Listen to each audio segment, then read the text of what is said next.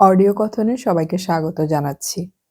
আমরা আজকে একটি নতুন উপন্যাস শুরু করতে যাচ্ছি। উপন্যাসটির নাম হলো হাজারদুয়ারি। উপন্যাসটি বোধহয় অনেকেই পড়ে থাকবেন। তারপরেও আমি সবার জন্য আবার অডিও বুক আকারে নিয়ে আসছি। উপন্যাসটি লিখেছেন বুদ্ধদেব গুহ। উপন্যাসটি আমি মোট ৫টি পর্বে ভাগ করে পড়ব। আজকে আমি পড়ছি হাজারদুয়ারি উপন্যাসটির প্রথম পর্ব।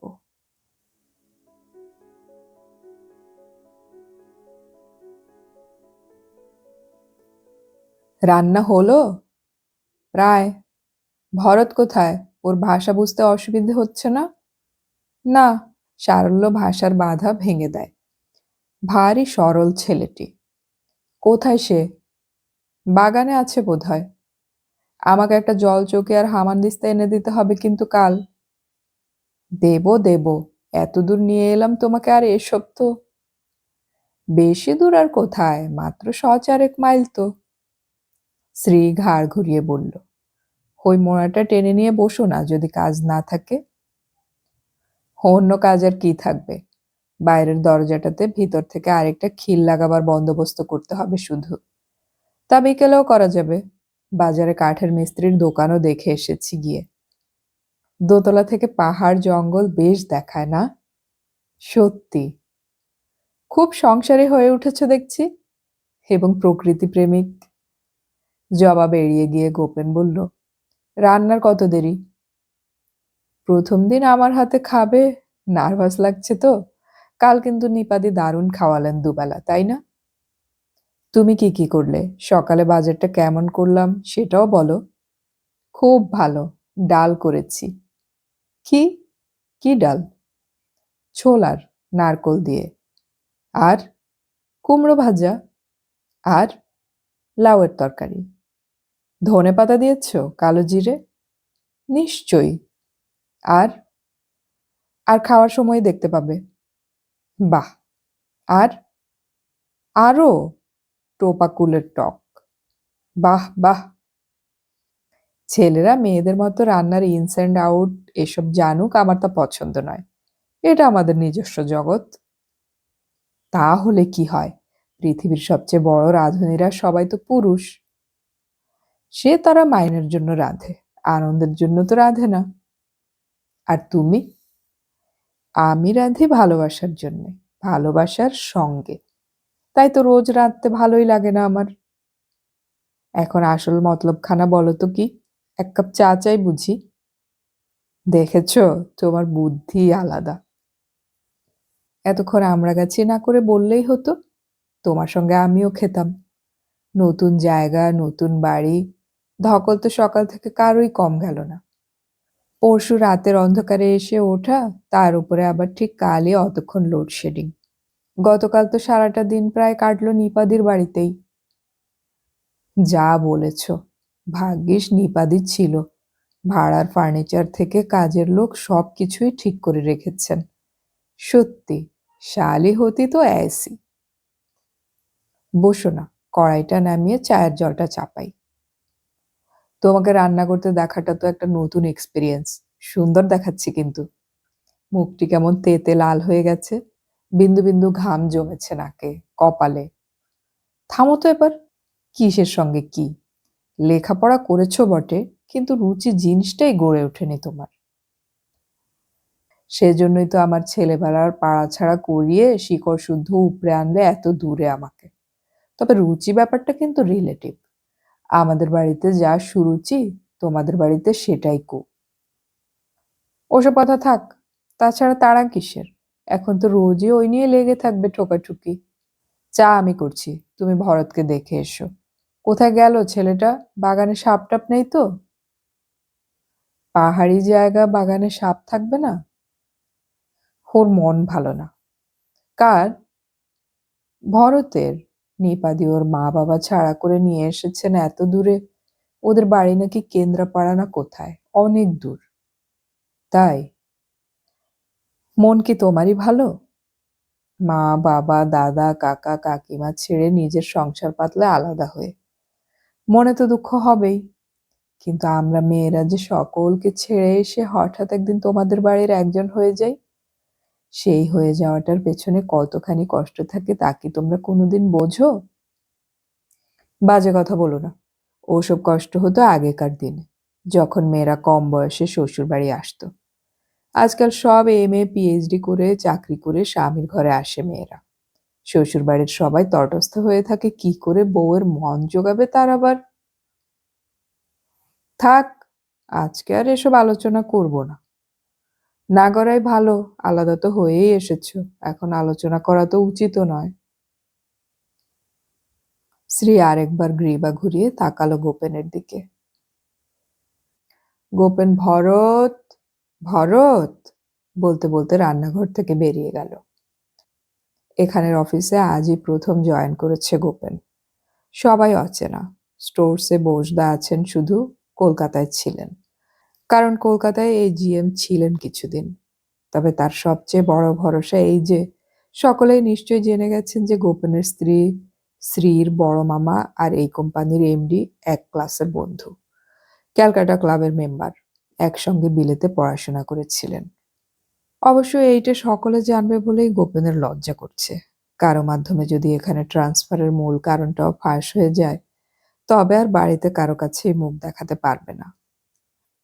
শ্রী দরজায় দাঁড়িয়ে বিদায় দিল, মুখে বিজয়িনীর হাসি। গোপেন কথা না বাড়িয়ে বড় রাস্তার দিকে এগিয়ে গেল। শ্রী বলল, অফিস থেকে ফিরলে আমরা বেড়াতে যাব, তাড়াতাড়ি ফেরো কিন্তু। ভরত বলল, চঞ্চল ফিরিবা বাবু। ভারী হাসি খুশি ছেলেটি। যেমন কারখানা তেমনই অফিস। কলকাতার হাওড়ার অফিসের সঙ্গে এর কোনো তুলনাই চলে না। সেখানের এজিএম এর যা ঠাটবাট, এখানের একজন ফোরম্যানেরই তার চেয়ে ঢের বেশি। গোপেনের নিজস্ব বিরাট অফিস, ব্যক্তিগত পিয়ন, গাড়িও স্যাংশন হয়ে গেছিল নিজস্ব। তবে নতুন সরকার আসাতে আটকে গেছে। গোপেন মনে মনে বলল, ভালোই হয়েছে। জীবনে যেমন 50-এর আগে একরকম আর 50-এর পরে আরেক রকম, আর্থিক অবস্থার জীবনেও গাড়ি থাকার আগের স্তর পর্যন্ত একরকম হয় আর পরের স্তরে আরেক রকম হয়। বন্ধু-বান্ধব, আত্মীয়-স্বজন এবং অপরিচিত মানুষদের কাছে তো অবশ্যই, একেবারে কাছের মানুষদের সঙ্গেও নতুন করে সম্পর্ক পাততে হয়।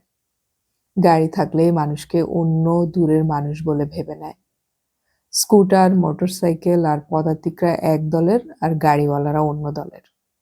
গাড়ি চড়ার আনন্দ ম্লান হয়ে যায় অন্যদের নানা রকম মানসিক প্রতিক্রিয়ায়।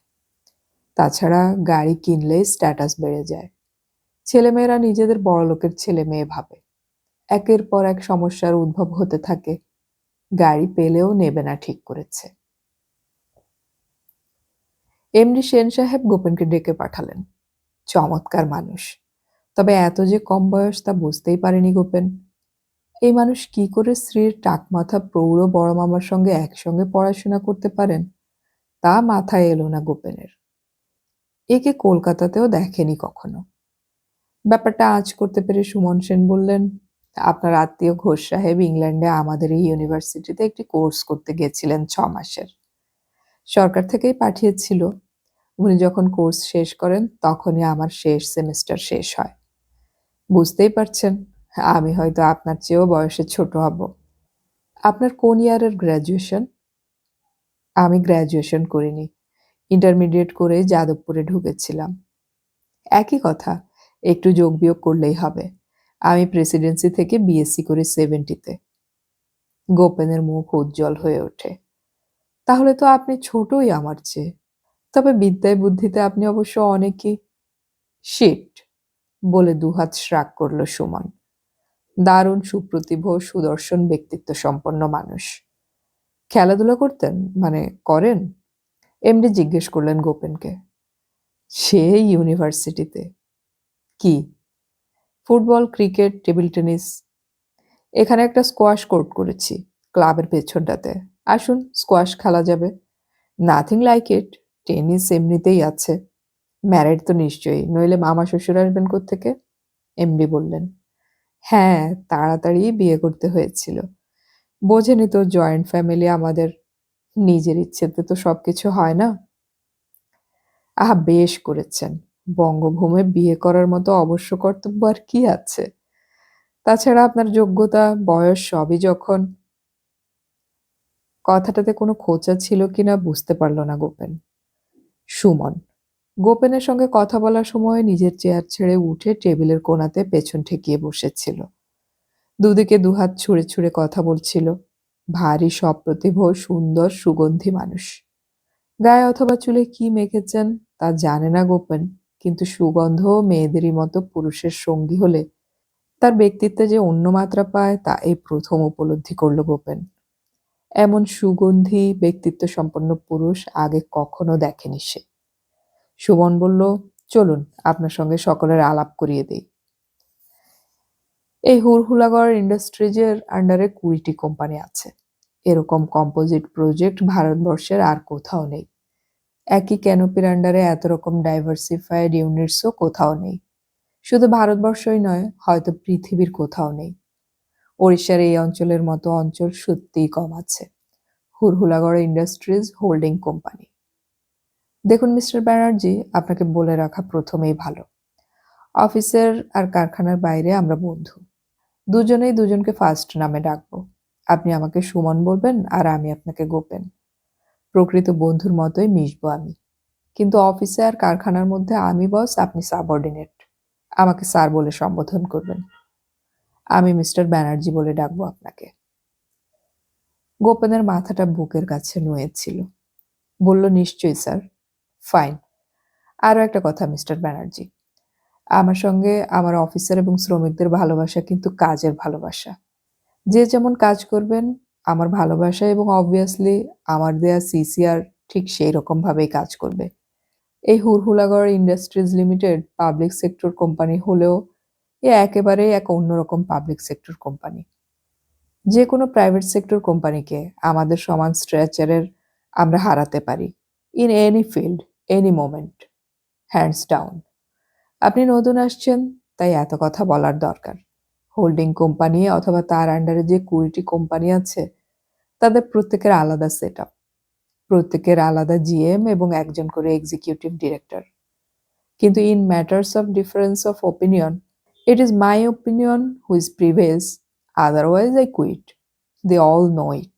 দে can't afford to lose me. Yes sir, I understand. Do you? Wonderful. আমি একা নয়, আপনি এবং আমরা সকলে মিলে এই হুড়হুড়াগড় ইন্ডাস্ট্রিজকে ভারতীয় পাবলিক সেক্টর আন্ডারটেকিং এর এক মডেল করে তুলব। বলেই ডান হাতটা বাড়িয়ে দিলেন এমডি গোপেনের দিকে। গোপেন যেন বশীকৃত হয়ে গেছিল। সেও ডান হাত বাড়ালো। সুমনের হাতে হাত রাখতেই সে এমন এক উষ্ণ চাপ বোধ করল যে তার সারা শরীর যেন এক নতুন কর্মোদ্দীপনাতে উদ্দীপ্ত হয়ে উঠল। শরীরের সমস্ত শিরা ধমনীতে রক্ত ছোটাছুটি শুরু করলো দারুণ বেগে। এক নতুন মানুষকে সে অনুভব করল, উপলব্ধি করল নিজের মধ্যে। যে মানুষ নিজে অথবা অন্যকে দিয়ে যা ইচ্ছে তাই করতে বা করাতে সক্ষম, যার ক্ষমতার কোনো সীমা পরিসীমা নেই। একটি সাদা মারুতি জিপসি চালাচ্ছিল সুমন নিজেই। শেডের পর শেড পেরিয়ে যাচ্ছে গাড়ি। বাঁ হাতে স্টিয়ারিং ধরে ডান হাত জানালা দিয়ে বাইরে ছড়িয়ে দেখাতে দেখাতে চলেছিল সুমন। ব্লকের পর ব্লক। একটু পর স্পিড কমিয়ে আনলো সুমন। তারপর পারচেজ অফিসের সামনে দাঁড় করালো জিপসিকে। নেমে দারোয়ান তাকে সেলুট করার আগেই নিজেই মাথা ঝুঁকিয়ে নমস্কার করলো দারোয়ানকে। দারোয়ানের মুখে এক অদ্ভুত সম্ভ্রম লক্ষ্য করলো এমডির প্রতি গোপেন, যা কোনো অফিসের কোনো দারোয়ানের মুখেই সেদিন অব্দি দেখেনি সে। দারোয়ানরা সেলাম করেই, কিন্তু ভালোবাসা বা ভক্তির সঙ্গে কাউকেই করে না। সুমনকে করল। গোপেন তা দেখল। গটগট করে হেঁটে একের পর এক করিডোর পেরিয়ে পারচেজ ম্যানেজারের ঘরে গিয়ে দরজা খুলে ঢুকলো সুমন গোপেনকে নিয়ে। মস্ত বড় ঘরের মধ্যে মস্ত বড় টেবিল। তার সামনে বিরাট রিভলভিং চেয়ারে ছোটখাটো এক ভদ্রলোক আদ্যির আধ ময়লা পাঞ্জাবি ও ধুতি পরে জোড়াসনে বসেছিলেন। এমডিকে ঢুকতে দেখে তাড়াতাড়ি উঠতে গেলেন চেয়ার ছেড়ে। সুমন বলল, ক্যারি অন সুরেশবাবু, ক্যারি অন। পাঞ্জাবি আর ধুতিটা আর একটু পরিষ্কার কি হতে পারতো না? আপনার সঙ্গে আলাপ করাতে নিয়ে এলাম। টুল শপের নতুন ম্যানেজার গোপেন ব্যানার্জি আজই জয়েন করেছেন। তারপর গোপেনকে বললেন, মিস্টার ব্যানার্জি, আপনার রিকুইজিশন আপনি সুরেশবাবুকেই পাঠাবেন, through proper channel. Suresh Mahapatra, ইনি আমাদের প্রত্যেকটি ইউনিটের লাইফ ব্লাড সাপ্লাই করেন। A very dedicated officer and very honest.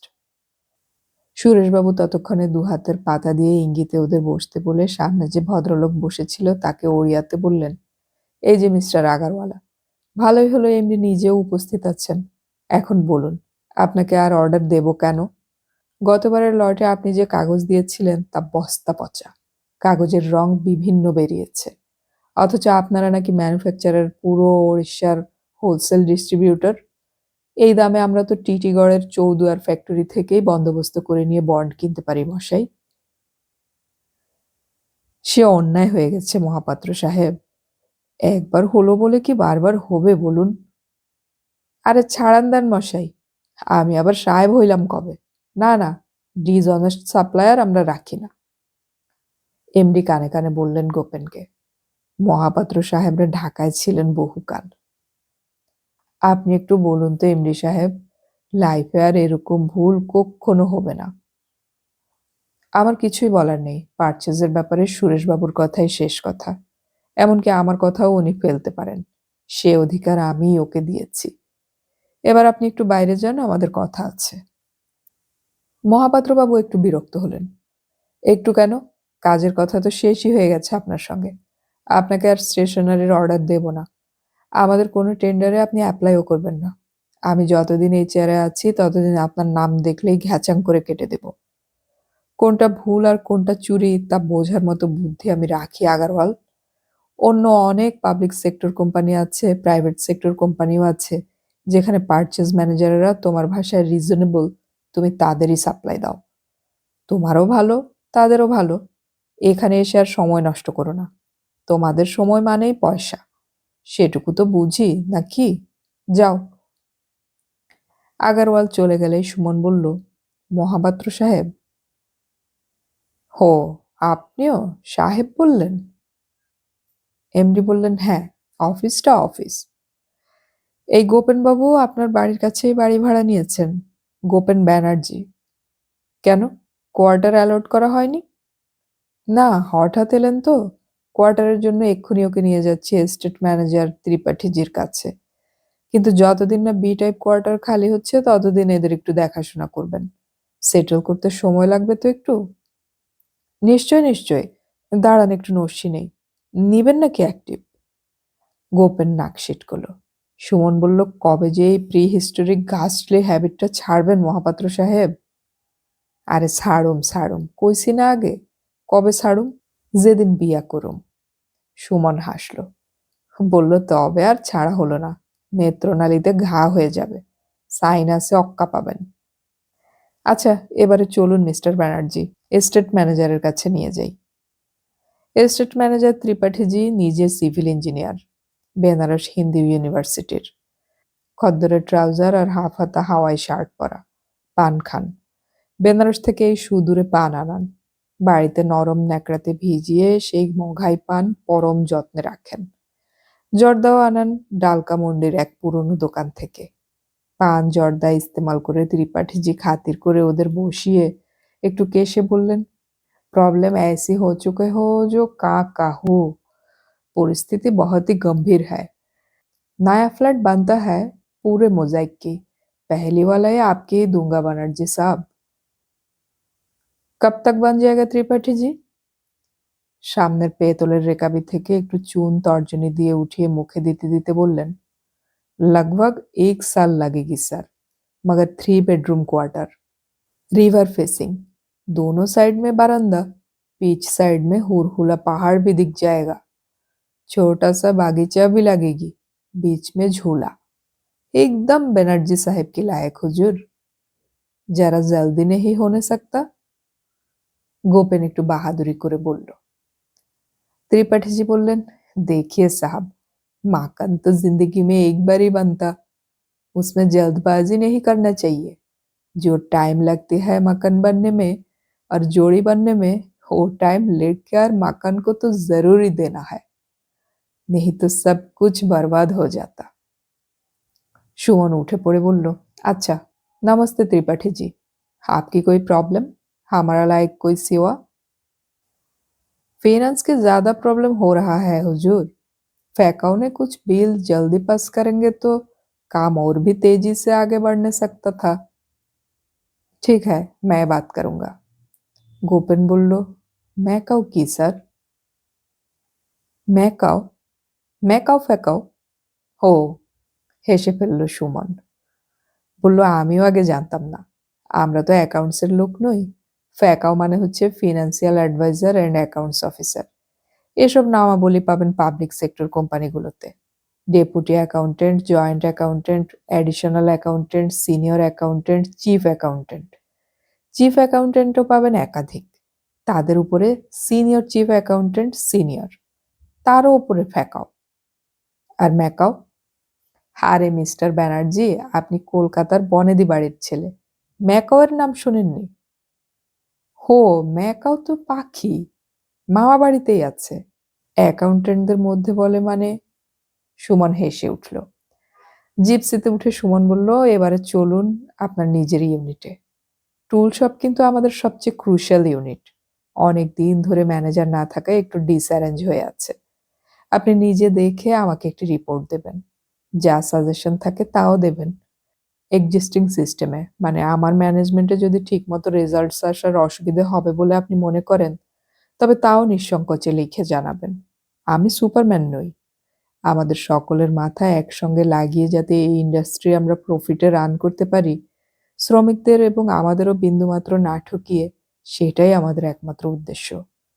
আমাদের অফিসারদের কোনো সুপিরিয়রিটি বা ইনফিরিয়রিটি কমপ্লেক্সও নেই। কোম্পানির পক্ষে যেটা ভালো সেটাই প্রত্যেকের কাম্য। কোনো রকম হ্যাং-আপস বা বটলনেক এর সম্মুখীন হলেই আমাকে সোজা জানাবেন। এই কার্ডটি রাখুন। আনলিস্টেড নাম্বার আমার, বাড়ি ও অফিসের। কিন্তু lesser the complaint, the merrier. মনে রাখবেন, I want all my managers to independently handle their affairs. যে ম্যানেজার যত কম সমস্যা নিয়ে আমার কাছে আসবেন, তাকেই আমি ভালো ম্যানেজার বলবো। You have a free hand.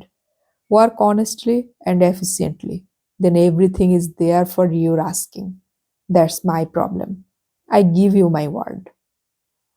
টুল শপের দরজাতে এমডি যখন মারুতি জিপসিটাকে দাঁড় করালেন, দারোয়ানেরা ঠিক সেইভাবেই স্যালুট করলো। বাঁ হাত দিয়ে বাঁ দিকের দরজা খুলে দিলেন এমডি, কিন্তু নিজে নামলেন না। আপনি? গোপেন একটু ঘাবড়ে গিয়ে বলল, অবাক্য হলো। সুমন হেসে বলল, it's your house mister Banerjee. They are your boys. Go and introduce yourself. Gopen কিছু বলার আগেই সাদা মারুতি জিপসিটার লাল ধুলো উড়িয়ে চলে গেল। পথের দুপাশের গাছে লাল ধুলোর আস্তরণ গাঢ় হলো। গোপেন লক্ষ্য করল সাদা জিপসির পেছনে লেখা আছে লালে, my heart bleeds, but it bleeds for myself. লোকটা গোলমেলে আছে, মনে মনে বলল গোপেন। ভগবান বলে মনে হচ্ছে বলেই ভূত হওয়ার সম্ভাবনাটা উড়িয়ে দিতে পারল না। আফটার অল, শিশুকাল থেকে কলকাতায় থাকা সন্দিগ্ধ মানুষ। বসবার ঘরের জানালার সামনে দাঁড়িয়েছিল শ্রী। জায়গাটা জঙ্গল পাহাড় ঘেরা। গা ছমছম করে। নামটাই লক্ষ্মী ছাড়া, হুলহুড়াগড়। সন্ধ্যা অনেকক্ষণ আগেই হয়ে গেছে। নতুন জায়গা, তারপর কলকাতা নয়। রাস্তায় আলো নেই, লোকজন গাড়ি ঘোড়া কিছুই নেই। তবে শুক্লপক্ষ, তাই বাঁচোয়া। চাঁদের আলোয় চারধার পরিষ্কার দেখা যাচ্ছে। কাছেমপেটা পাহাড়টাও ভুতুড়ে ভুতুড়ে। কি সব জঙ্গলে ফুলের গন্ধ আসছে বাইরে থেকে। ঝিঝি এখন ডাকছে না, তবে দুটো পেঁচা ক্রমাগত ঝগড়া করছে সূর্য ডোবার পর থেকেই। ভরত রান্নাঘরে আটা মেখে রাখছিল, যাতে খাওয়ার সময় গরম গরম রুটি সেঁকে দিতে পারে। ভরত কাছে থাকলে তাও একটু সাহস পায়। ছোট হলেও সে এই বন জঙ্গলেরই মানুষ। শ্রী মাঝে মাঝে ভরতের কাছে গিয়ে কথা বলে সাহস সঞ্চয় করে ফিরে আসছে।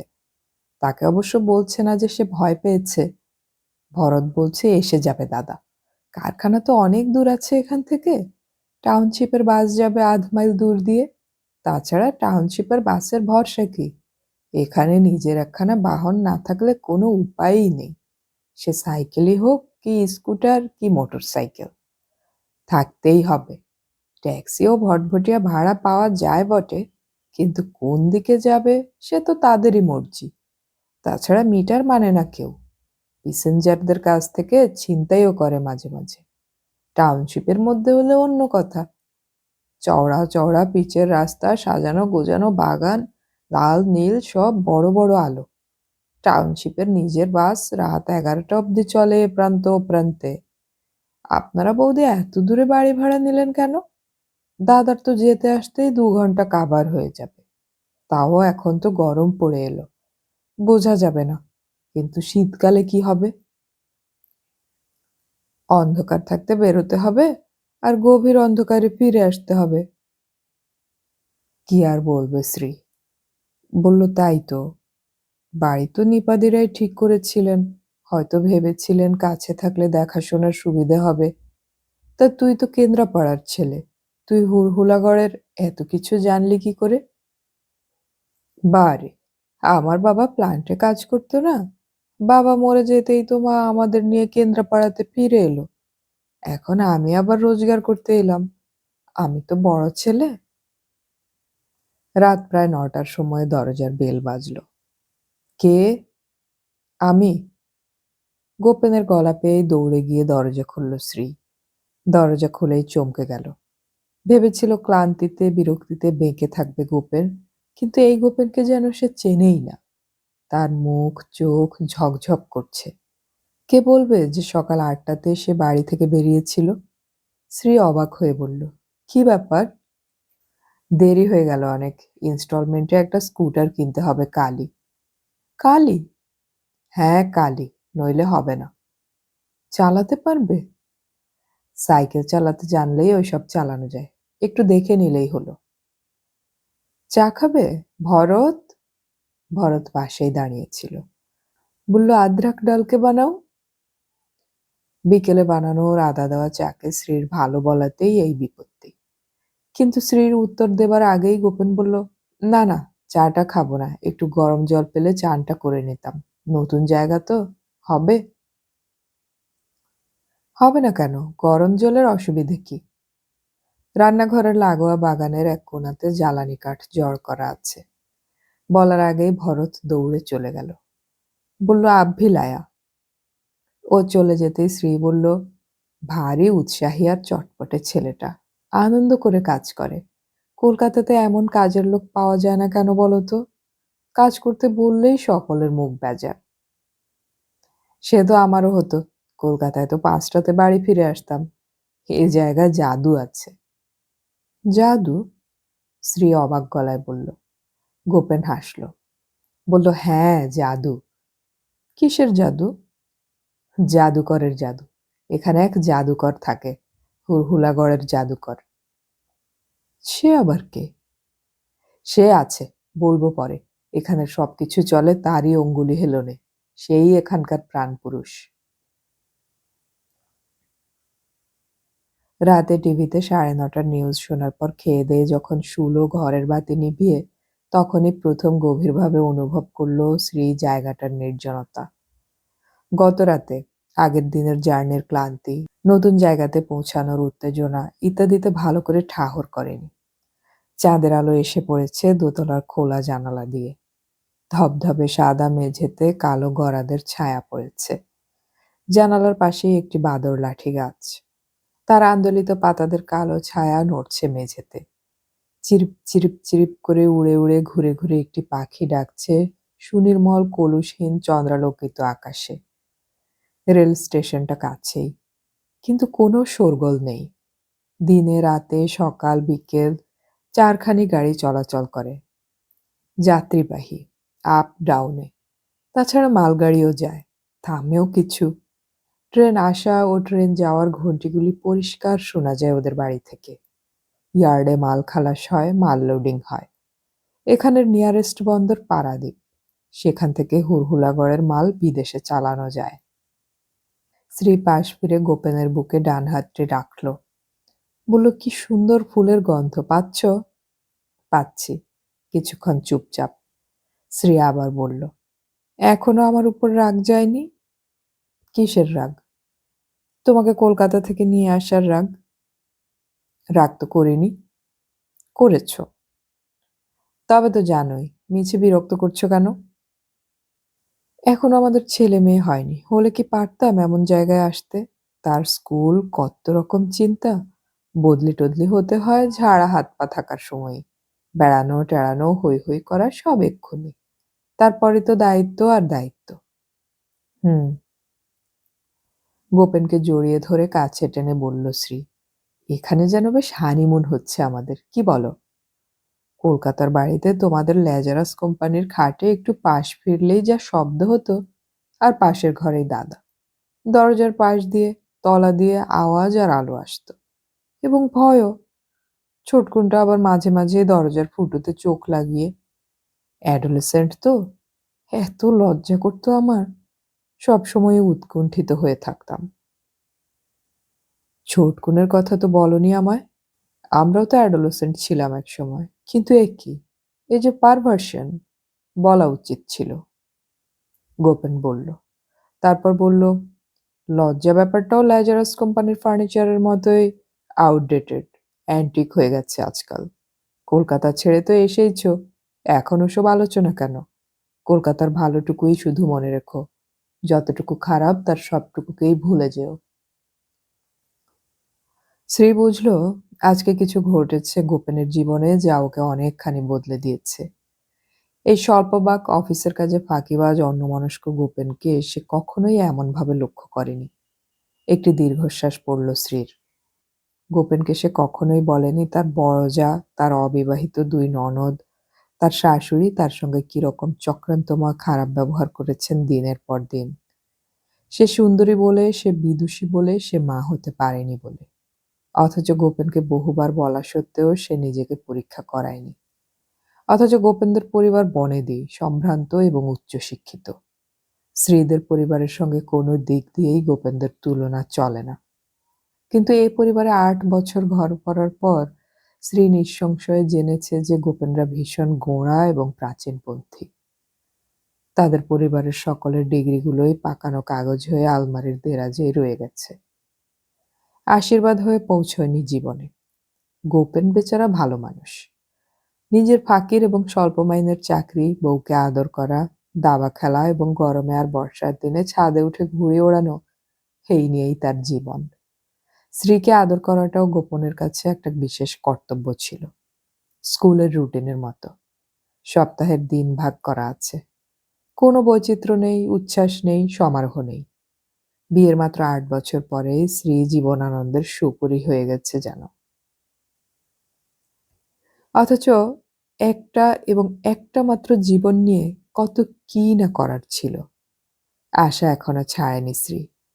তার মতো আশাবাদী মেয়ে খুব কমই আছে। সবকিছুর মধ্যেই আনন্দ খুঁজে নেওয়ার এক দৈবী ক্ষমতা নিয়ে জন্মেছে ও। কলেজে ও বিশ্ববিদ্যালয়ে ওর সব সহপাঠীই বলতো, শ্রী না থাকলে কোনো কিছুই জমে না। না পড়াশুনো, না পিকনিক, না কমন রুম, না কফি হাউসের আড্ডা। কোথায় গেল সেই সব দিনগুলো? বন্ধুরা সব কোথায় কোথায় বিয়ে করে চাকরি জুটিয়ে ছড়িয়ে ছিটিয়ে গেছে। জনা দশেক চলে গেছে দেশ ছেড়ে। কতবার বেড়াতে যেতে বলেছে, কিন্তু যাবে কি করে? গোপেনকে নিয়ে ভবানীপুর থেকে বালিগঞ্জ যাওয়া যতখানি কঠিন, তার চেয়ে ভারতবর্ষকে ঠেলে কানাডাতে নিয়ে যাওয়াও অনেক সোজা ছিল। মনের কোণে এক ধরনের বিদ্রোহ অনেক দিন ধরেই জমে উঠছিল শ্রীর, কিন্তু সে অনেকই বুদ্ধিমতী বলে সেই চাপা আগুনে পাখা করেনি। যে কোনো সম্পর্কই ছেঁড়া খুব সহজ, কিন্তু একটি ছেঁড়া সম্পর্কের মধ্যেই অগণ্য ছেঁড়া সম্পর্কের বীজ সুপ্ত থাকে। অনেকেই দেখেছে শ্রী এমন। কোনো সম্পর্কই নিটোল নয়, সর্বাঙ্গ সুন্দর নয়। এ কথাও জানে বলেই গোপনের অনেক অপূর্ণতা মানিয়ে নিয়েই একসঙ্গে সুখী মনে থেকেছে এবং থাকছে। কিন্তু হুড়হুড়াগড়ে গোপেনকে নিয়ে একা আসাতে ও ঠিক করল না ভুল, তা এখনো বুঝে উঠতে পারছে না। জায়গাটা যে এত দূর এবং এমন পাণ্ডববর্জিত সে বিষয়ে ওর কোনো ধারণাই ছিল না। গোপেন উঠে একটা সিগারেট ধরালো, তারপর মোনাটাকে জানালার পাশে নিয়ে গিয়ে বসল। শ্রী বলল, একটা চাদর টাদর গায়ে দিয়ে বসো, এখনো বেশ ঠান্ডা আছে। হুম। দুপুরে কি খেলে? অফিসার্স ক্যান্টিন আছে। ভালো খাবার? কলকাতা থেকে ভালো। কি খেলে? স্যুপ, মাছের একটা preparation, chicken, lemon tart, coffee. বাব্বা! এ তো জব্বর খাওয়া। রান্না কেমন? খুব ভালো। এই কুক আগে গভর্নর হাউসের কুক ছিল। কোথাকার? ওড়িশার। তাই? যাক বাবা, আমি ভেবেছিলাম তুমি যদি খুশি না হও। খুশি না হয়ে উপায় নেই। সে ভারও জাদুকরের। কি যে হেয়ালি হেয়ালি কথা বলো না, বুঝি না কিচ্ছু। খুলে বলো না। বলবো, আমার নিজের কাছেও ব্যাপারটা হেয়ালি। তাই? বলেই শ্রী চুপ করে গেল। একটু পর বলল, আমার খুব ঘুম পাচ্ছে। সারাদিন গোছগাছ করে বড় পরিশ্রম গেছে। আরো ৩-৪ দিন লাগবে। তোমার বইগুলোও কিন্তু তুমি একটু গুছিও। ২টি টেবিলের উপর ডাই করে রাখা আছে। ঠিক আছে। ওপাশ ফিরে পায়ের কাছে রাখা চাদরটা গায়ে টেনে নিয়ে শ্রী বলল, তুমি শোবে না? হুম। গোপেন আজ গল্প করার মুডে নেই বুঝে শ্রী চুপ করে রইল। নিপারা ওড়িশাতেই সেটেলড। ওড়িয়াদের মতোই ওরা ওড়িয়া বলতে পারে। নিপার স্বামীর পদবী চ্যাটার্জি। অনেক পুরুষ আগে কলকাতার বাস উঠিয়ে ওরা ওড়িশার সম্বলপুরে গিয়ে স্থায়ীভাবে বসে। অশেষদার ঠাকুরদা ছিলেন ডাক্তার। খুব ভালো পসার ছিল তার।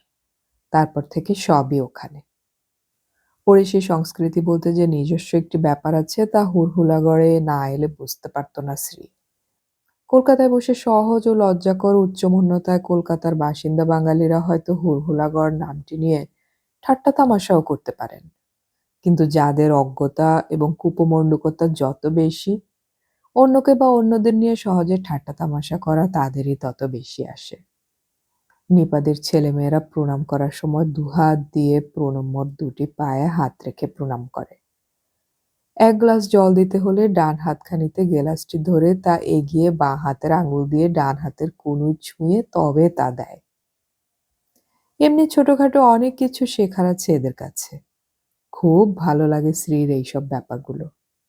১২-১৩ বছরের ভরত বহু দূরে নিজের গাঁ ও মা বাবাকে ছেড়ে শ্রীদের কাছে কাজ করতে এসেছে যে তার কাছে বসে নানা গল্প শুনে ও অবসর সময়ে। নিপাদি বলেছেন, তুমি ভরতের সঙ্গে ওড়িয়াতে কথা বলার চেষ্টা করবে। দেখবে অল্প দিনেই ওড়িয়া বলা শিখে যাবে।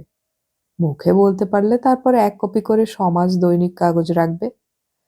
দেখবে ওড়িয়া পড়তেও শিখে গেছ। স্ক্রিপ্টটা অবশ্য গোল গোল, দক্ষিণ ভারতীয় ভাষাগুলির মতো। কিন্তু চেষ্টা করলেই শিখে নিতে পারবে। মাঝে মাঝে ম্যাটিনি শোতে তোমাকে ওড়িয়া ছবি দেখাতে নিয়ে যাব। দেখবে ৩ মাসে শিখে গেছে ওড়িয়া। নিপাদের সঙ্গে শ্রীদের কোনো আত্মীয়তা নেই। অশেষদার বাবা বড়মামার সঙ্গে কলকাতায় একই কোম্পানিতে কিছুদিন কাজ করেছিলেন। সেই সুবাদে ওরা হুড়হুড়াগড়ে আসার আগে চিঠি দিয়েছিলেন নিপাদিদের। ওই একটি চিঠি পেয়েই বাড়ি ঠিক করে ফেলেছিলেন নিপাদিরা। বাড়ি মোটামুটি সাজিয়েও ফেলেছিলেন। ভাড়ার ঘরে ৭ দিনের রসদ, গ্যাস সিলিন্ডার, কাজের লোক, ভরত। যেদিন ওরা রাতের বেলা এই পাহাড়ের দিগন্ত রেখা ঘেরা জঙ্গলের জায়গাতে এসে গা ছমছম করা হুড়হুড়াগড় নামের নির্জন স্টেশনে এসে নামলো, সেদিনও সব উষ্ণতা নিয়ে সপরিবারে স্টেশনে এসে ওদের রিসিভ করেছিলেন। রাতে নিজেদের বাড়ি নিয়ে গিয়ে পরিষ্কার পরিচ্ছন্ন করে খাইয়ে দাইয়ে তারপর আগে থেকে ঠিক করে রাখা ট্যাক্সি করে ওদের ভাড়া বাড়িতে পৌঁছে দিয়ে গিয়েছিলেন ভরতকে শুদ্ধ। পরদিন শনিবারেও সকালে এসে নিয়ে গিয়েছিলেন নিজেদের বাড়ি। সারাদিন খাইয়ে দাইয়ে টাউনশিপ ঘুরিয়ে সব দ্রষ্টব্য স্থান দেখিয়ে রাতের বেলা আবার পৌঁছে দিয়ে গিয়েছিলেন। টাউনশিপের মধ্যে ম্যানেজিং ডিরেক্টরের আর ডিরেক্টরদের বাংলো, গেস্ট হাউস, ম্যানেজারদের বাংলো দেখে চোখ বড় বড় হয়ে গেছিল শ্রীর। নিজের মনেই অস্ফুটে বলেছিল, এত বড় বড় বাড়িতে মানুষ থাকে কি করে? অশেষ হেসে বলেছিল, ওই দেখো শ্রী, ওগুলো বি টাইপ বাংলো, ম্যানেজারদের। গোপেনবাবু এরকম বাংলো পাবেন, নইলে ফ্ল্যাট। কবে? উত্তেজিত হয়ে বলেছিল শ্রী। খালি হলেই পাবেন। বি টাইপের একটু টান আছে। ম্যানেজার তো এখানে প্রায় ২০-২১ জন, ডিজিএম ৩ জন, জিএম ১ জন, ডিরেক্টরও অনেক, ম্যানেজিং ডিরেক্টর ছাড়া। অনেকগুলি ইউনিট তো। পারাদ্বীপ হবার পর হুড়হুড়াগড়ের ইম্পর্টেন্স অনেক গুণ বেড়ে গেছে। আরও বেড়েছে সেন সাহেব ম্যানেজিং ডিরেক্টর হয়ে আসার পর। কেন? কেন তা বলতে পারবো না।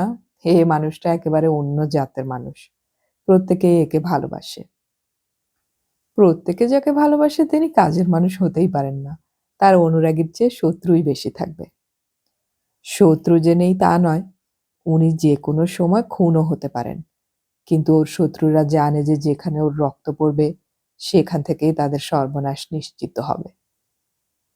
দেখতে হয়তো মানুষটাকে অন্যমনস্ক হয়ে গোপেন বলেছিল, তোমাকে তো ওর কাছে রিপোর্ট করতে হবে প্রথম দিন। তুমি তো দেখতে পাবেই। আমি? শ্রী বলেছিল, তুমিও দেখবে অফিসার্স পার্টি টার্টিতে, ক্লাবে গেলে। ওই দেখো হুড়হুড়াগড় ক্লাব, ওই যে উঁচু টিলাটার উপরে শাল আর শিমুল বনের মধ্যে। ওখানে থাকার বন্দোবস্তও আছে। অল্প দিনের জন্য যারা আসেন অথবা ব্যাচেলর তারা তো ক্লাবেই থাকেন। সুইমিং পুল আছে, টেনিস আছে, শীতকালে ব্যাডমিন্টন, ভিতরে টেবিল টেনিস। তাস দাবা নেই? হ্যাঁ, তাও আছে। তবে তাস দাবা লোকে তো বাড়িতে বসে আরাম করে খেলে। কে আর সেজন্য ক্লাবে আসে? তা বটে, অন্যমনস্ক গলায় আবারও বলেছিল গোপেন। টুল সব ঘুরে সবে অফিসে এসে বসেছে গোপেন, এমন সময় ইন্টারকমটা বাজলো। এমডির ব্লিঙ্কারটা ব্লিপ ব্লিপ করতে লাগলো। Yes sir. Good morning Banerjee. তোমার পিএ কি আজ আসেননি? এখনো তো দেখতে পাচ্ছি না। পুল হার up. We are not a private concern. The taxpayers pay our salaries. Tell her to be at her seat 10 minutes before time. Right sir. আমার ঘরে একটু চলে আসুন। অন্যদেরও ডেকেছি। আপনার সঙ্গে একজনের আলাপ করিয়ে দেব। আসছি sir. Do you have a transport? No sir. I will arrange. Thank you. আলোটা নিভে গেল। পর মুহূর্তে ট্রান্সপোর্ট ম্যানেজার ফোন করলেন, sir, the jeep is on the way. Please keep that vehicle with you. Please get dropped at your home every day and tell the driver when do you want to be picked up the next morning. Thank you, Panigrahi. MD বহুত গালি দেলে sir. হো, দোষটা তো মোর। আও কর করিবি? কেমতি যে ম্যাটারটা miss হয়ে গল্লা বুঝি পারলু না। Very sorry sir. ঠিক আছে পানিগ্রাহী, এত কাজের মধ্যে ভুল তো হতেই পারে। Don't worry. Thank you again. No mention sir. Jeep আসতেই জিপে গিয়ে বসলো গোপেন। তম নাম ক? বাইধর আজ্ঞা। ঘর কৌটি? ভবানীপাটনা আজ্ঞା, କାଲାହାଣ୍ଡି। ମୁଁ ଜାଣିଛି। ଆଜଠୁ ମୁଁ ଆପଣଙ୍କୁ ଡ୍ୟୁଟି କରିବି। ମୁଁ ଜାଣିଛି। ବାହାଜର ହେବା କି? ହେଲା ଆଜ୍ଞା। କେତେ ପୁଅ କେତେ ଝିଅ? ଗୋଟେ ପୁଅ ଗୋଟେ ଝିଅ। ତମେ তো ফ্যামিলি প্ল্যানিং কমপ্লিট করে সারিলা। বাইধর হাসলো, বলল হ আজ্ঞা। এমডির অফিসের সামনে প্রায় 15-20টা গাড়ি ও জিপ দাঁড়িয়ে আছে। কি ব্যাপার কে জানে? কে মানে আসিলা বাইধর? আপনি জানিনান্তি কি? নাহি তো। আল্লো স্যার, বিজ্জু পট্টনায়ক বাবু আসিলা নিজে। সত্য? সত্য। গত 3 মাসে এমডির মুখে এই ভদ্রলোকের নাম অনেকবারই শুনেছে গোপেন। কলকাতার মানুষ বিজু পট্টনায়ক সম্বন্ধে বিশেষ কিছুই জানে না। শুধু এই জানেন যে ইন্দোনেশিয়ার প্রেসিডেন্ট সুকার্নোকে প্লেন চালিয়ে নিয়ে তিনি পালিয়ে এসেছিলেন। দুর্ধর্ষ পাইলট। ওড়িশার মাটিতে শিল্পর প্রথম পত্তনকারী হিসেবেও অনেকেই জানেন। কিন্তু এমডির কাছে যা শুনেছে গোপেন তা একেবারেই অন্য ধরনের কথা। গোপেন যখন গিয়ে পৌঁছলো তখন উনি উঠছেন। চা খেয়ে এমডির অনুরোধে 2টো পানও মুখে দিলেন। তারপর জর্দা। এমডি গোপেনের সঙ্গে আলাপ করিয়ে দিলেন। ধুতি পাঞ্জাবি পরা দীর্ঘাঙ্গ সুপুরুষ। অ্যান্ডির পাঞ্জাবির নিচ থেকে শক্ত বলিষ্ঠ হাত বের করে গোপেনের সঙ্গে করমর্দন যখন করলেন তখন গোপেনের মনে হলো যেন কোনো সুদেহী যুবকের সঙ্গেই করমর্দন করল। উনি বললেন, keep it up. The country deserves it from you all and you deserve it from the country. It is you people, the few people who really are the country. Keep the flag flying and the country will remember you. ওকে গাড়িতে তুলে দিতে ওরা প্রত্যেকেই সিঁড়ি দিয়ে নেমে পর্চ অব্দি এলেন। প্রত্যেকের সঙ্গে হাসি মুখে হ্যান্ডশেক করে গাড়িতে ওঠার আগে এমডির পিঠে একটি চাপড় মেরে ওড়িয়াতে বললেন, হেব্বে চালিলি রে পিলা, I am proud of you, মো পুন আসিবি। ওর গাড়িটি চলে গেলে সকলেই যার যার কাজে ফিরে গেলেন। এমডি গোপেনকে থাকতে বললেন। ঘরে এসে বসতে বললেন। বললেন, আপনার চাটা তো খেয়ে যাবেন। কোথায় এসেছিলেন উনি? ঠিক কোথায় এসেছিলেন তা বললেন না, তবে যেখানে এসেছিলেন সেখানেই শুনেছেন যে আমি এখানে আছি। দেখুন কত ভালোবাসেন আমাকে। সেই কত বছর আগে ইংল্যান্ডে একবার আলাপ হয়েছিল শ্যামল কাকার মাধ্যমে।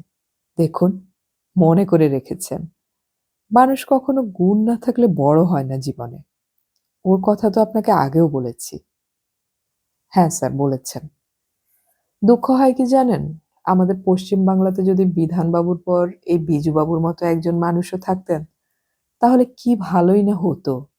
এই মানুষটি ওড়িশার জন্য যে কি কি করে গেছেন তা মানুষ বুঝতে পারবে তার মৃত্যুর পর। নিজের রাজ্যও তাকে ন্যায্য সম্মান দিল না। আপনার শ্যামল কাকাকে? আরে শ্যামল কৃষ্ণ ঘোষ। বার্ড হাইলজার্সের মাইনিং এক্সপার্ট ছিলেন। পরে ডিরেক্টরও হয়েছিলেন। তারপর রিটায়ার করে নিজের কোম্পানিও করেছিলেন, টালাক কোম্পানি। কিন্তু 1962-তে বিজুবাবু যখন ওড়িশার মুখ্যমন্ত্রী, তখন শ্যামল কাকার সঙ্গে হঠাৎ ভুবনেশ্বরের গভর্নমেন্ট গেস্ট হাউসে দেখা। বিজুবাবু বলেছিলেন, একটা চ্যালেঞ্জ আছে, সাহস থাকে তো এগিয়ে এসো। শ্যামল কাকাও অমনি 10 মিনিটের মধ্যে ওড়িশা মাইনিং কর্পোরেশনের পুরো দায়িত্ব মাথায় নিয়ে নিলেন। ওড়িশার মতো ধাতু সম্পদ ভারতে আর কোথায় আছে বলুন?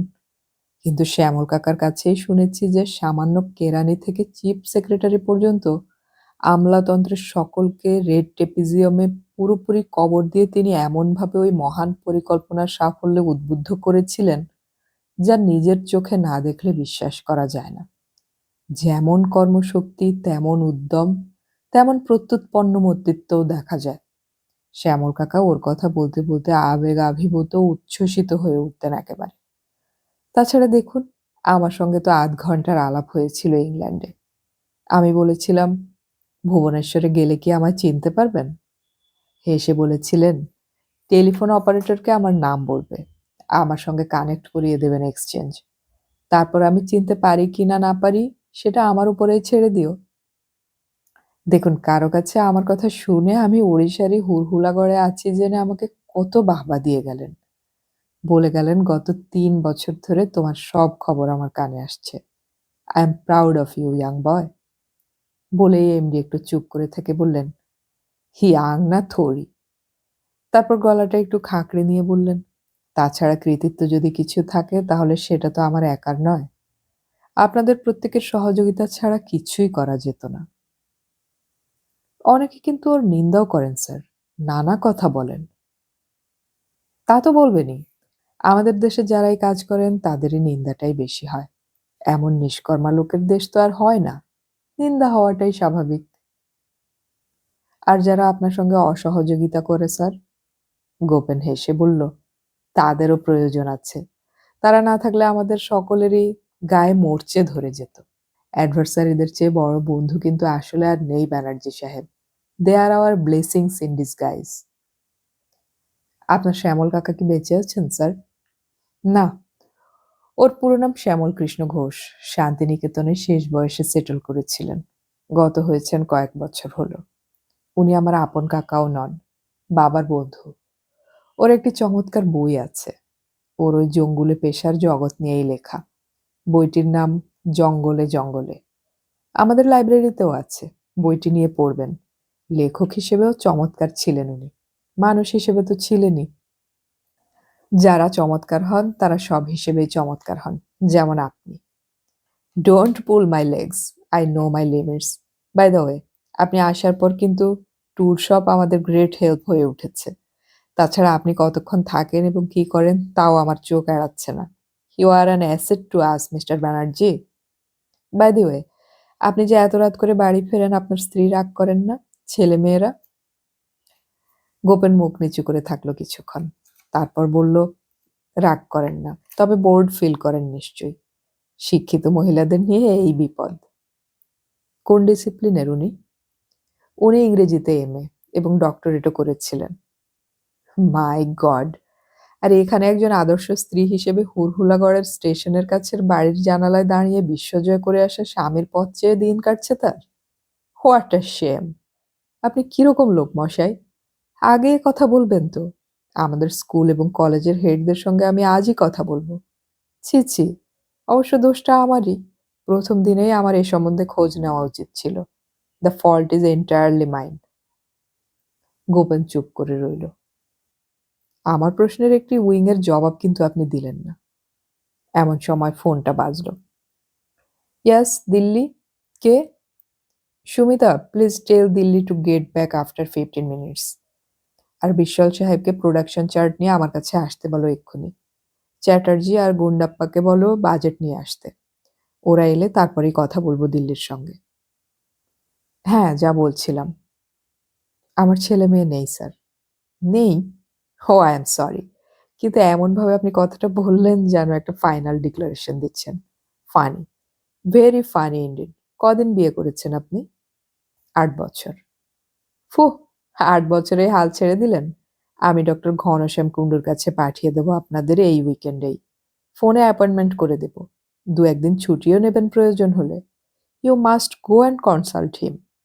নইলে ইংল্যান্ডে পাঠিয়ে দেব, কোম্পানির খরচায়। কোম্পানি দেবে কেন? সে জবাবদিহি আমি করব। যতক্ষণ আমি নিজে না নিচ্ছি আমাকে প্রশ্নটা করবে কে? অডিটর নেই স্যার। আছেন মিস্টার ব্যানার্জি। তবে আমি অ্যাকাউন্টসও একটু জানি। ১ নাম্বার হতে হলে জ্যাক হতে হয়। জ্যাক অফ অল ট্রেডস বলেই হাসলেন। তারপর বললেন, ছি, poor lady. She is alone all day and halfway through the night. টাউনশিপে এলে কোনো কলিগের স্ত্রীর কাছে জিম্মা দিয়ে দেন না কেন? আমার কোনো কলিগের স্ত্রীর সঙ্গে আজ অব্দি আলাপ হয়নি। মানে সময় হয়নি আলাপ করার। ওহহো! Shame, shame. সেটাও আমারই দোষ। মাথায় তুলতে পারেন না কাজ ছেড়ে। তার উপর শনিবারেও তো আমার সঙ্গে মিটিং থাকে আপনাদের। নাহ, আমি বোধহয় maybe I am making too much demands on you. কিছু মনে করবেন না স্যার। আপনার মিসেস রাগ করেন না কখনো? আমার Mrs? Haha! It's the joke of the year. Mister Banerjee, আমার মিসেস থাকলেই তো রাগ করবেন। বিয়েই কেউ করল না এই হতভাগাকে। তা বলবেন না স্যার। কী বা বয়স আপনার? আমারই তো বয়সী হবেন। আমাদের প্রাচীনপন্থী বাড়ি তাড়াহুড়ো করে বিয়ে দিয়ে দিলেন সকলে মিলে। মা-বাবা, কাকা, ঠাকুরদা, ঠাকুমা পর্যন্ত বেঁচে আছেন। আরে সে তো সৌভাগ্যের কথা মশাই। আজকাল এত সব কার থাকে? আর জয়েন্ট ফ্যামিলি বা কটা আছে এখন? তা আপনি কোন আক্কেলে কলকাতা থেকে এখানে ট্রান্সফার নিয়ে এলেন? অমন সুখ কি আর কোথাও আছে, জয়েন্ট ফ্যামিলির সুখ? আমার স্ত্রী ঠিক। ও তাই? বলেই এমডি অন্যমনস্ক হয়ে গেলেন। বললেন, হ্যাঁ, সেটা বুঝি। আসলে কি জানেন? প্রত্যেক মেয়েই তার পুতুল খেলার দিন থেকে একটি নিজস্ব ঘর চায়, যেখানে সেই সম্রাজ্ঞী এবং সেই সাম্রাজ্যটুকুর জন্যে তারা জীবনের অন্য অনেক প্রাপ্তিও ছেড়ে দিতে রাজি থাকে। অনেক কিছুই। আপনি কি করে এত জানলেন স্যার? আমি? আমি মানে আমিও তো মানুষ নাকি? চারদিক দেখে শুনে জানলাম, নিজে বিয়ে না করলে কি অনুভব করা যায় না? তবে আমার কথা এখন থাক। নিন্দুকেরা কি বলে জানেন তো? বলে, "A bachelor is a souvenir of a woman who had found a better one at the last moment." বলে নিজেই নিজের রসিকতায় হেসে উঠলেন হো, হো করে। গোপেনের গত ৩ মাসের মধ্যে এই প্রথমবার মনে হলো সুমন সেন একটা বোকার মতো রসিকতা করলেন। কথাটা মনে হওয়াতে গোপেন বেশ সুখী হলো। মানুষটাকে এতদিন ধরাছোঁয়ার বাইরে বলে মনে হতো। এমডিও যে একজন সাধারণ মানুষ, অতি মানব-টানব কিছু নন, এ কথা বুঝে আশ্বস্ত হলো গোপেন। বলল, এবার আমি আসি স্যার। ও ইয়াস, ইয়াস। কোনো কারণে এমডি অন্যমনস্ক হয়ে গিয়েছিলেন। কিন্তু কেন যে তা গোপেন বুঝে উঠতে পারল না। বোঝার প্রয়োজনও বোধ করল না। নিজের শপে ফিরে গিয়ে লক্ষ্য করল কিছু একটা গোলমাল হয়েছে। স্টোর কিপার একটি ছেলে ৩-৪ দিন হলো বেশ নিজস্ব মর্জিতে কাজ করছে এবং মেজাজও করছে যার তার উপর। এও লক্ষ্য করেছে গোপেন যে তাকে সকলে সমীহও করে চলছে। ছেলেটি বাঙালি, কিন্তু বহু পুরুষ হলেও ওড়িশাতে সেটেলড। ওড়িয়া যে নয় তা বোঝা যায় না। গোপেন বলল, এ কি রমেন, বিন রেখে স্টোর্স গুলো সব সাজিয়ে রাখলে না আজও?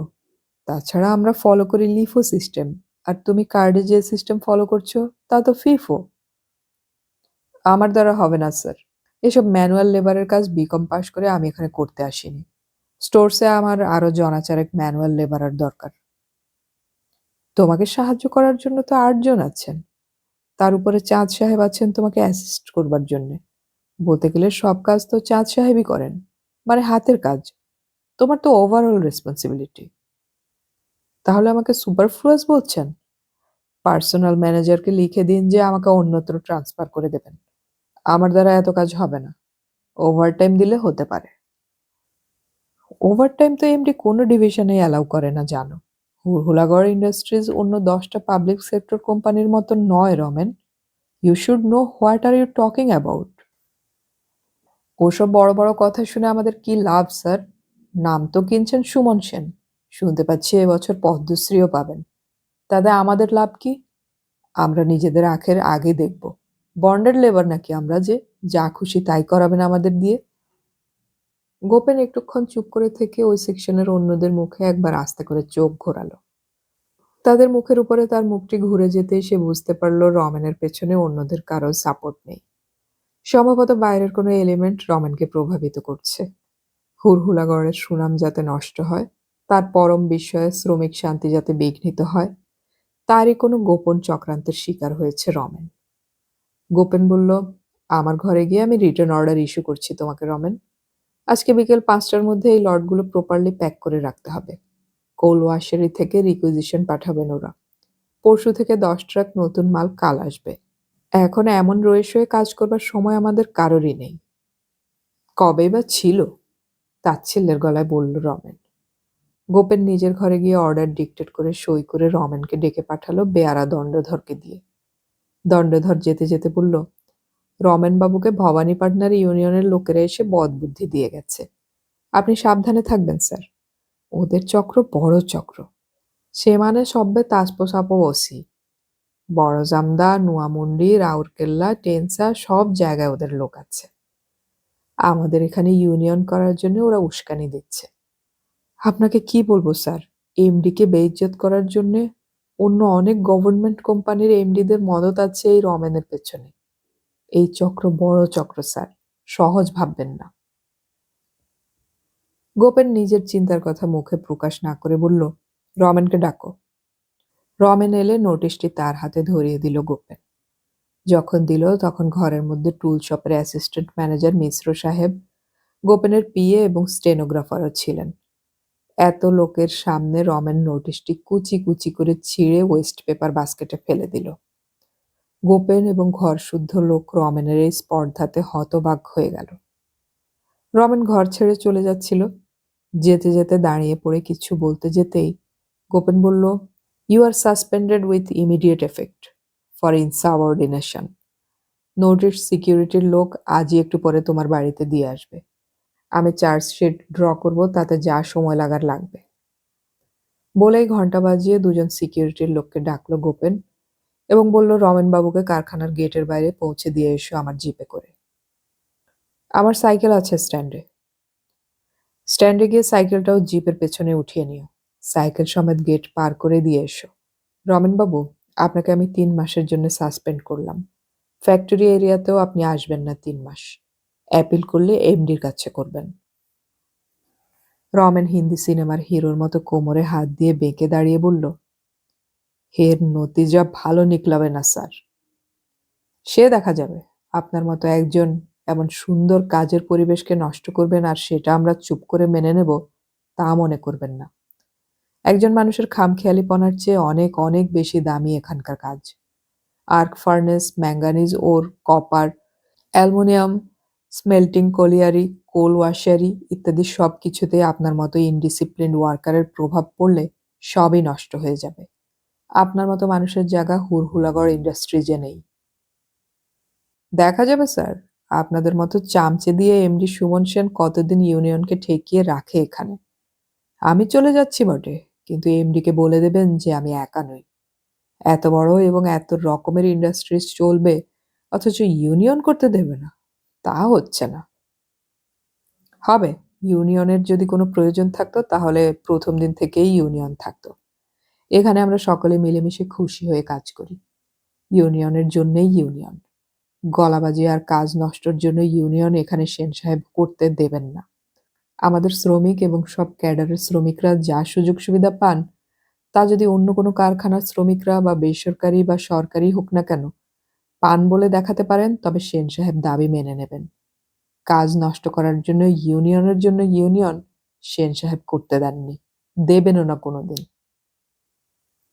দেখবেন স্যার। সিকিউরিটি গার্ডেরা বলল, চালুন তো। বাইধর জিপের স্টিয়ারিংয়ে বসলো। তারপর রমেনকে নিয়ে সিকিউরিটির লোকেরা পেছনে বসলো। জিপটা চলে গেল এবং চলে যেতেই গোপেন বাইরে বেরিয়ে এসে নিজে হাত লাগালো মালগুলোতে। অ্যাসিস্ট্যান্ট ম্যানেজার মিশ্র বললেন, sir, the lessons has been taught. You have done the right thing. আপনার হাত লাগাতে হবে না। That does not speak of good management. যারা করবার তারাই করবেন। You leave the matter to me. সমস্ত ট্যুর শপে একটি গুঞ্জন উঠল। যা হেলবা সে ভালো হেলবা। সে বারুঙ্গাটা এটি রহিলে সব্বে কামধান্দা চৌপট হইথান্দি। একজন বলল, তাঙ্কু সাঙ্গেরে গুন্ডা মানে হচ্ছি বাবু, আপনি টিককে সাবধান হই কি রহিবে। আমো আম্ম মানে কর হেব্বনি, এটি রহিছি। রমেন পালবো পাবুকু কিছু করিলে আম্ম মানে কি রম্ভা চুষিবি, সেমতি দুঃসাহস তাঙ্কু কেব্বে ভি হেলবে। ই মানিবাঙ্কু হেব্বো যে সে সরা মারি সরিলা, আপঙ্কু কিছু ভয় নাহি বাবু। ঘটনাটি আধ ঘন্টার মধ্যে পুরো হুড়হুড়াগড় চাউর হয়ে গেল। পার্সোনাল ম্যানেজার, সিকিউরিটি ম্যানেজার সকলে এমডির অফিসে দৌড়ে গেলেন। সিকিউরিটি অফিসার ডিএম এবং এসপিকে খবর দেবার পক্ষপাতী ছিলেন।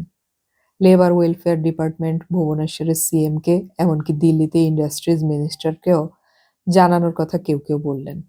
সুমন সেন কিছুই করলেন না। সিকিউরিটি অফিসার একটি major law and order crisis হবে বলে ভয় করছিলেন। এমডি বললেন, কিছুই হবে না। Don't worry. If anything happens, the responsibility will be entirely mine. এসপিকেও জানাবো না? না, please get back to your work. এই নিয়ে কোথাও কোনো আলোচনা হোক, এটা আমি চাই না। যা ঘটেছে তা ঘটবার ছিল। Now let's forget about it. সকলে চলে গেলে সেন সাহেব গোপেনকে ডেকে পাঠালেন। গোপেনের জিপ ছিল না। দণ্ডধরের সাইকেলে চেপে এসে পৌঁছে ঘরে ঢুকেই এমডি উঠে দাঁড়িয়ে হ্যান্ডশেক করলেন। বললেন, কংগ্রাচুলেশনস মিস্টার ব্যানার্জি। আপনি যা করেছেন তা না করলে সিচুয়েশন পরে কন্ট্রোল করা যেত না। আমি নিজে কিন্তু প্রচণ্ড লেবার মাইন্ডেড। কাজ রাগ করে বললেন, in fact I am always for the labour and against the management. যদিও আমি এই ক্লাস্টার অফ ইন্ডাস্ট্রিজের এমডি, লেবারেরা যাতে বেস্ট অফ ট্রিট পায় তা প্রথম দিন থেকে আমি দেখে এসেছি। কিন্তু কেউ যদি কোনো আল্টেরিয়ার মোটিভ নিয়ে আমাদের ডিস্টেবিলাইজ করতে চায়, তাকে তো প্রশ্রয় দেওয়া যায় না। যায় বলুন? এত লোকের পরিশ্রম, স্বপ্ন? No, never. রমনের পেছনে তো লোক আছে। অবশ্যই আছে। তবে আমাদের খুঁজে বের করতে হবে সে কে বা কারা। সমস্যার গোড়া ধরে টান দিয়ে একে উপড়াতে হবে। বলেই চেয়ার ছেড়ে উঠে পিএকে বললেন, কলকাতার সেই প্রাইভেট ডিটেকটিভ কোম্পানিটার কি নাম জানো? The private eye. ও, দেবব্রত ধরের? পুলিশের ডিআইজি ছিলেন? রাইট। আপনি জানলেন কি করে? আমার স্ত্রীর মামার সঙ্গে ক্যালকাটা ক্লাবে একদিন দেখেছিলাম। কিন্তু উনি তো এখন বিদেশে। তাই? তবে ভুবনেশ্বরের রাউতকে ফোন করো। রাউতকে স্যার? হ্যাঁ, আমার কলেজের বন্ধু। ইনফ্যাক্ট রেভেন্স কলেজে 2 বছর পড়ে ও কলকাতার প্রেসিডেন্সিতে 1 বছর পড়েছিল। ওর বাবা ট্রান্সফার হয়ে ওখানে চলে যাওয়াতে। তারপর আইএসএ বসেছিল। পেয়েছিল ফরেন সার্ভিস, কিন্তু নিল পুলিশের চাকরি। এখন ডিআইজি হেডকোয়ার্টার্স ভুবনেশ্বরে। বাঘের বাচ্চা। দাও, লাইন দাও। ইয়েস করব্বে রাউত সাহেব। সেଠି বসিকি কর କରିସନ୍ତି। কর କରିବି ଆଉ। ତମ ଭେଲିଆ ଏମଡି ତ ହେଲବା ପାରିନାନି, କିଛି ତ କରିବାକୁ ହେବ। ହଁ ମୁଁ জানিছি, মাছ খাইব ইলিশি, জয়িতা কইব পুলিশি। ওপাশ থেকে হাসির শব্দ হলো, এমডিও হাসলেন। তারপর ভুবনেশ্বরে প্রাইভেট ডিটেকটিভ কে ভালো আছেন তার খোঁজ করলেন রাউত সাহেবের কাছে। রাউত সাহেব বললেন, তোর বউ ভেগেছে বুঝি কারো সঙ্গে? না, তোর বউকে ভাগিয়ে আনবো এবারে। তোর অফিসিয়াল ব্যাপারে দরকার? হ্যাঁ, আমি করে দেব। ডিআইজি ইন্টেলিজেন্স এখন রথ আছে, আমারই ব্যাচমেট। কি প্রবলেম? ফোনে বলবো না। কাল রথর একজন লোক তোর কাছে যাবে, প্লেন ড্রেসে পাঠাতে বলবি। হ্যাঁ রে গাধা, ইন্টেলিজেন্সের লোকেরা প্লেন ড্রেসেই যায়। গিয়ে তোর পিএকে বলবে পিসি কালচারের লোক, ফিশারিজ মিনিস্ট্রি থেকে যাচ্ছে, তোদের কারখানার ভিতরে পুকুর কেটে কার্প মাছের চাষ করা যায় কিনা দেখতে এসেছে। বাড়িতেই পাঠাস? অফিসেই পাঠাবো, তুই না হয় বাড়িতে নিয়ে যাস। Thank you. তুই একদিন আয়, রথ সাহেবকেও নিয়ে আসিস। চম্পা কেমন আছে? She is in the family way. Congratulations. হলে কি হয়, ছেলে কি মেয়ে যাই হোক তোর মতোই দেখতে হবে। কেন? সব সময় চম্পা তোর ছবির দিকে চেয়ে বসে থাকে, বলে স্বামী করতে হলে সুমন সেনকেই করতে হতো। সরা, তু আজটু সে বদমাস ছুয়াটা রহিলি। ଆଉ କଣ କରିବି? କିନ୍ତୁ ନିଶ୍ଚୟ ଆସିବି ଚମ୍ପାକୁ ନେଇକି, ରଥ ସାହେବକୁ ଫ୍ୟାମିଲିକୁ ନେଇକି। ଗୋଟେ ୱିକେଣ୍ଡ ଏଠି କାଟାଇକି ଯିବି। ଖରାପ ଲାଗିବିନି? ଆସିସ୍କି ତ ଦେଖିକି ଯା। ହଉ আসিবি। প্রমিস? প্রমিস। ফোনটা নামিয়ে রেখে সুমন বলল, যাক, একটা প্রবলেম সলভড। রমেন কাদের হয়ে এই ডিসপারেশন শুরু করেছে সেটা জানা গেলেই প্রবলেম অর্ধেক সলভড হয়ে যাবে। আচ্ছা, এবারে আপনি আসুন mister Banerjee, but keep this conversation a secret. Don't discuss with anyone, not even with your wife.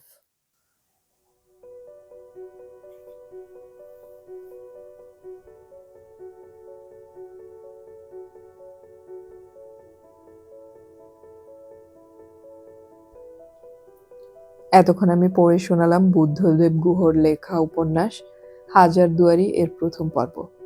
উপন্যাসটির বাকি পর্বগুলো আমরা খুব শীঘ্রই আপলোড করার চেষ্টা করব, শোনার আমন্ত্রণ রইল। পরবর্তী পর্বগুলো আপলোড করার সাথে সাথেই নোটিফিকেশন পেতে হলে আমাদের সাবস্ক্রাইব বাটনের পাশের বেল আইকনটি চেপে রাখুন। অডিও কথনে আমাদের গল্প পাঠ ভালো লাগলে চ্যানেলটি সাবস্ক্রাইব করে রাখুন এবং বন্ধুদেরকে শেয়ার করুন। আমাদের গল্প পাঠ আপনাদের কেমন লাগছে তা কমেন্টে অবশ্যই জানাবেন। গল্প পড়ি, গল্প শুনি, বাংলা গল্প ছড়িয়ে পড়ুক সবখানে।